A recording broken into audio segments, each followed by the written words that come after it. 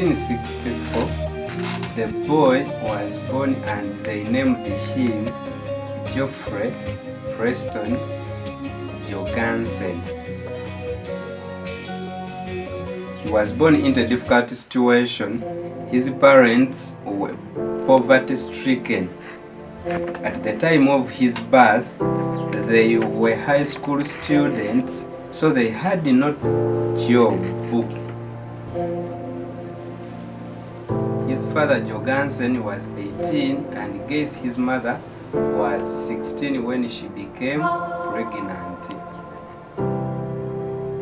After the boy's birth, Gacy's mother Matt took care of the newborn baby, especially during daytime. Both parents were young and immature. 2 weeks past my 17th birthday and a junior in high school when I gave birth to my first son, Jeff. She was a pregnant 16-year-old in Albuquerque, New Mexico in high school, which was not cool. So their marriage was probably doomed from the start. Jorgensen was a circus performer. Perpetually broke, he had a habit of drinking too much and partying with friends late at night. He was inattentive dad and husband. Eventually, Jackie Gacy and Jorgensen failed to stay together. Jack took the child and moved back in with her parents on Sandy Basin. Every year from the age of 4 to age of 16, working on the ranch with my grandfather, which was just an incredible experience. In June 1965, when the baby boy was 17 months old, she filed for divorce. In 1968, Jackie Gacy got married again, and the boy was adopted by her new husband, Miguel Bezos. Teddy Jorgensen, the biological father of Geoffrey Preston Jorgensen, stopped paying child support, and Miguel Bezos now became the official sponsor of this boy. He changed the boy's surname from Geoffrey Preston Jorgensen to Geoffrey Preston Bezos. Miguel Bezos, the new dad, raised Jeff Bezos wholeheartedly to become a real man. In 1994, the adopted Bezos, the son of a circus performer, incorporated Amazon.com, an online merchant of books and later of a wide variety of products. Under his guidance, he built Amazon and became the largest retailer on the World Wide Web and the model for internet sales. Amazon started from humble beginnings in 1994, selling books on the internet, and they even used to ring a bell in the office every time they got a sale. But over the next couple of decades, Amazon expanded into almost every product category there is, earning it the nickname the Everything Store, with well over 350 million different products available to buy. And when you think of Amazon, this is probably what comes to mind: Amazon.com, the online e-commerce giants. In 2000, the boy founded a spaceflight company, Blue Origin, with the vision of enabling a future where millions of people are living and working in space for the benefit of the Earth.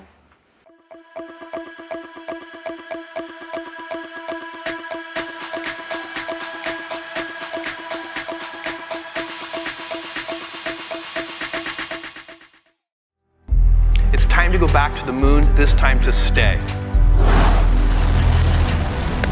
He believed that in order to preserve Earth, humanity will need to expand, explore, find new energy, material resources, and move industries that stress Earth into space. Today, Blue Origin is working on this. by developing partially and fully usable launch vehicles that are safe, low cost, and serve the needs of all civil, commercial, and defense customers. It did not stop there.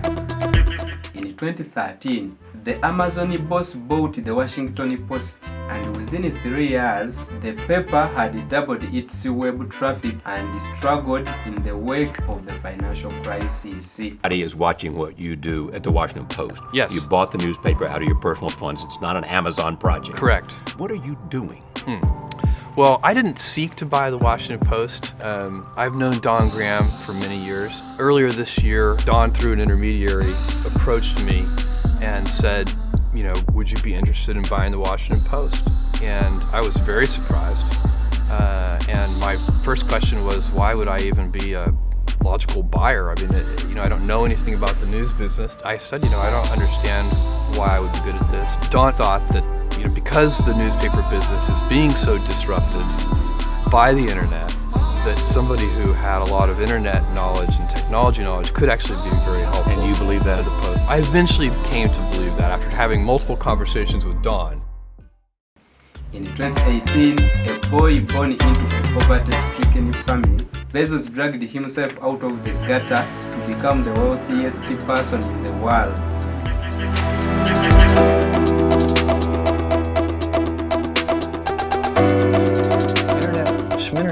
Forget the names Bill Gates, Richard Branson, and Mark Zuckerberg. Those have-beens kneel before the true God of the universe and the richest person in modern history, Mr. Jeffrey Preston Bezos.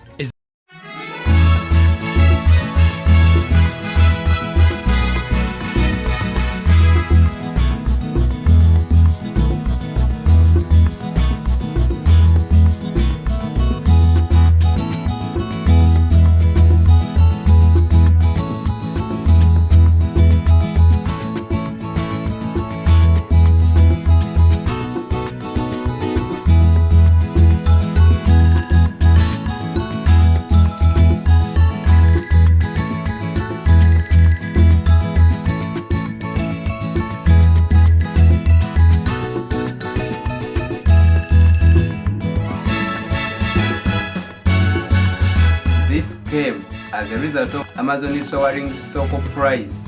It was during this time when his net worth doubled, jumping from $81.5 billion in 2017 to $160 billion the following year.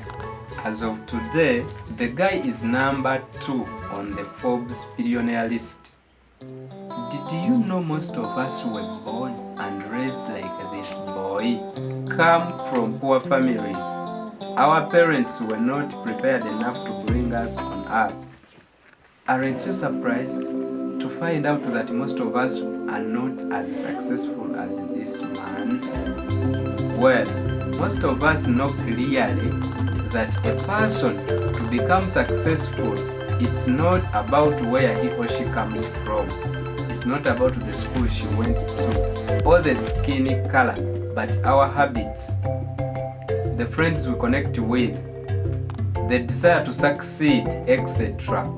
Among the habits one needs to succeed, it is this one which is important than others, and that is the reading habit. If we encounter a man of rare intellect, we should ask him what books he reads. Ralph Waldo Emerson. Reading is super important. I've found it really fulfilling in my life. And Warren Buffett says that he spends 5 to 6 hours a day reading 5 newspapers. Bill Gates reads about 50 books a year. Mark Zuckerberg says that he reads books to learn. Oprah calls reading her personal path to freedom. Mark Cuban says that he reads to learn about new industries. Now this is going to tell me how old you are. If you remember the Britannica Encyclopedia, Elon Musk said that he read that by the time he was 9 in total. One, Phil Knight, the CEO of Nike, said that he kept his library so sacred. But on average today, I read about 3 to 4 books a week. That's my average, because leaders are readers and readers are... I wanted us to look at the reading list of Jeff Bezos. I believe the books this guy read is the reason why he was able to generate all these billion-dollar ideas. I also believe that if we read the materials he consumed years back, we can learn something which can help us too in our journey to wealth. Bezos' list comprised of 12 self-help books. In this video, I am going to mention the names of the books on the list. We will look at its reviews on the internet and maybe some quotes from the books or the writers of these books. So, with that said, let's get going.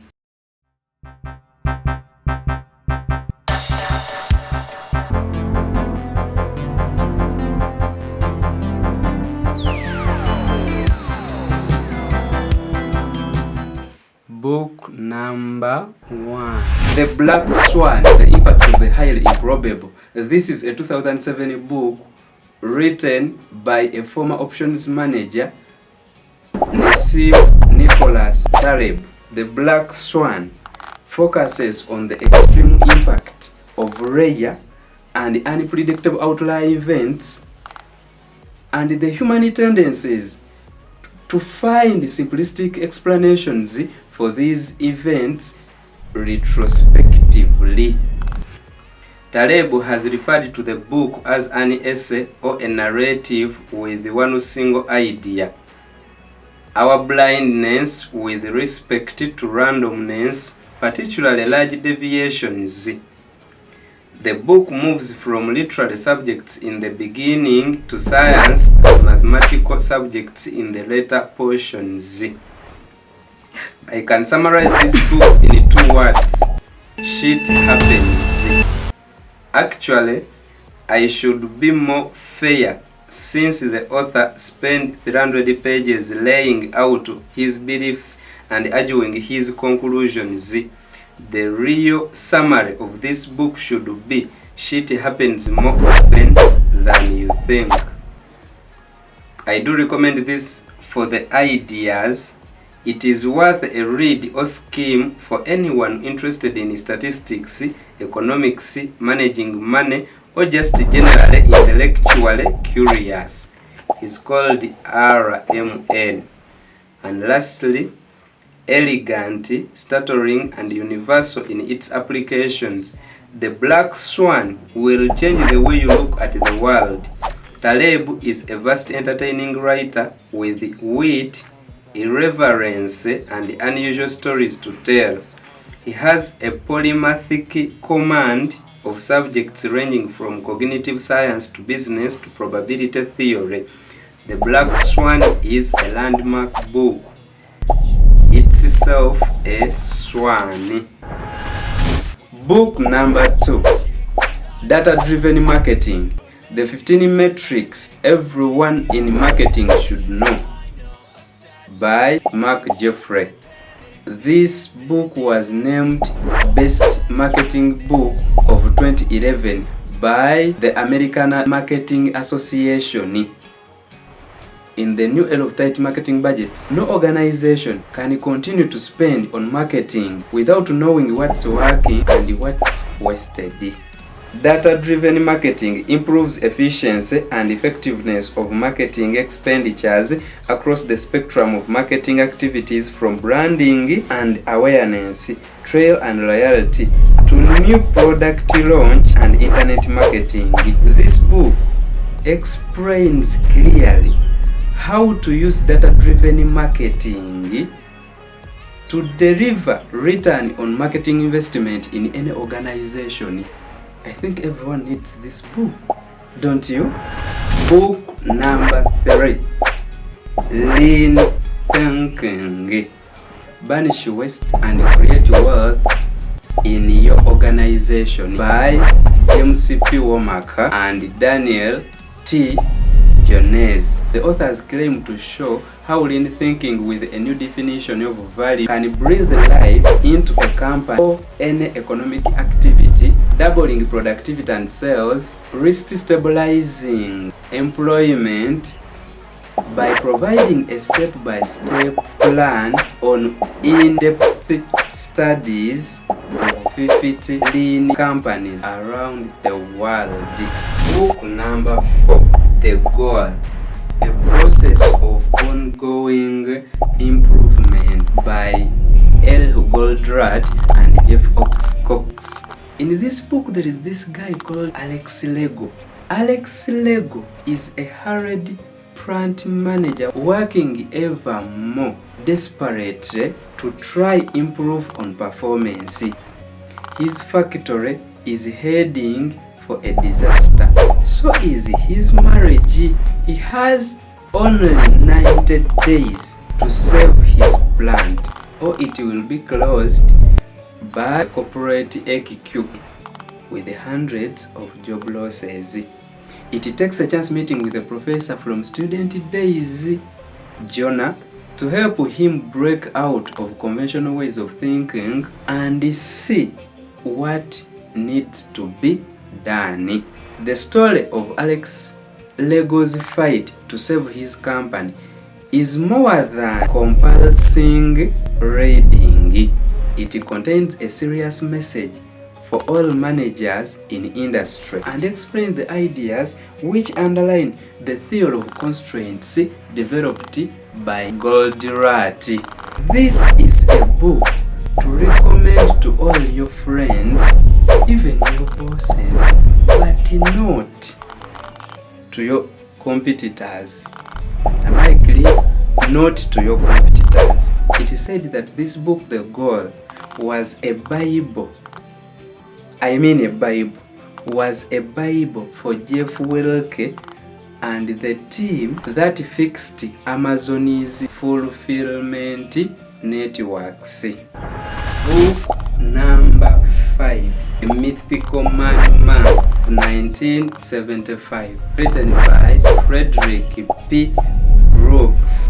Few books in software project management have been as influential and timeless as the Mythical Man Month. With a blend of software engineering facts and thought-provoking opinions, Fred offers insight for anyone managing complex projects. These stories draw from his experience as project manager for the IBM Systems Stroke 360 computer family and then for OS Stroke 360. This book lays out a theory behind Amazon's 2 pizza team. I think you remember that. Book number 6, Creation, Life and How to Make It, by Steve Grundy. Working mostly alone, almost single-handedly writing 250,000 lines of computer code, Steve Grundy produced Creatures, a revolutionary computer game that allowed players to create living beings complete with brain, genes, and hormonal systems. Creatures that would live and breed in real time on an ordinary desktop computer. Enormously successful, the game inevitably raises a question: what is artificial intelligence? In this book, a chance for the devoted fan and the simply curious onlooker to see the world from the perspective of an original philosopher, engineer, and intellectual maverick, Steve Grundy proposes an answer. This book Creation was influential in the creation of Amazon Web Services that popularized the notion of the cloud.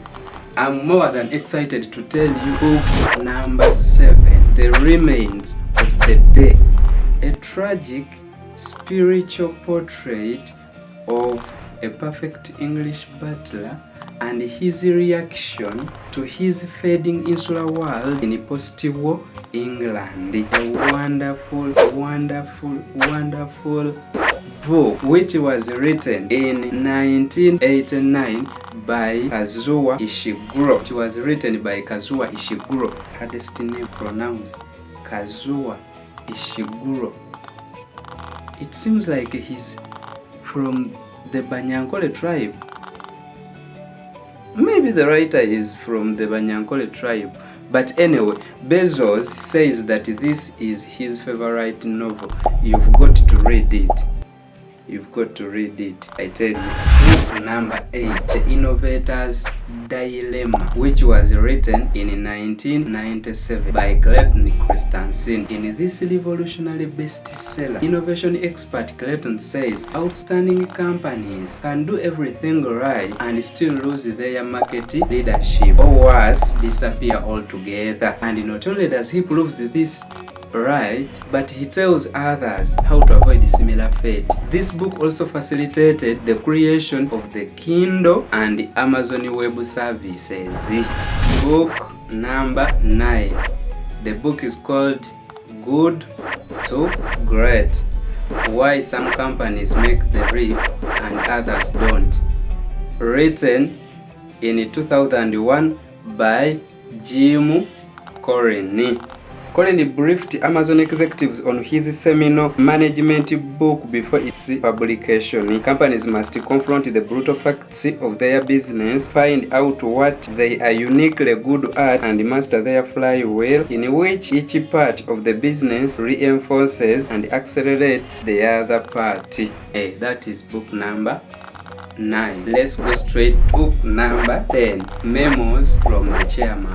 A collection of memos to employees by the chairman of the now defunct investment bank, Bear Stearns. This book was written by Alan C. Greenberg in 1997. No, 1996. In his memos, Alan C. Greenberg is constantly restating the bank's core values, especially modesty and frugality. His reputation of wisdom from a fictional philosopher presages Amazon's annual recycling of its original 1997 letter to shareholders. This book was read by everyone in business world except you.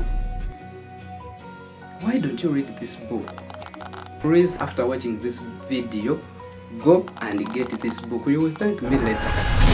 Book number 11. This book is all about entrepreneurship, risk-taking, hard work, and knowing where you want to go, and being willing to do what it takes to get there. And it's all about believing in your idea even when some other folks don't. And it's all about sticking at your guns. And the book is called Made in America. This book was written in 1992 by Sam Walton himself and the guy called John Hayes. In his book, Sam Walton explains clearly the principles of discount retailing and his core principles of frugality and a bias of action, a willingness to try a lot of things and make mistakes.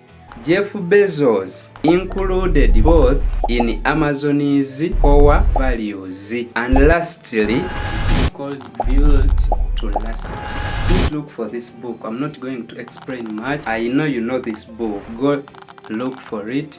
Thank you so much for watching. Please, if you're new here, consider subscribing. I love you so much.